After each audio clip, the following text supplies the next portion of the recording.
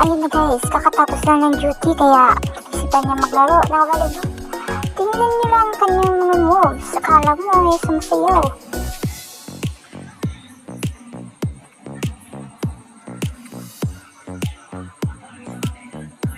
Hindi ngayon marunong mag-spike. At hindi pa aabot sa net. Tingnan niyo, humanap pa ng kakampi. Akala mo naman mananalo.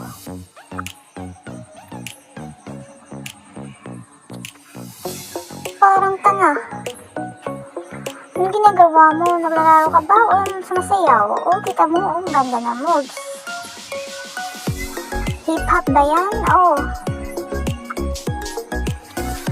Oh. Oh, ayan.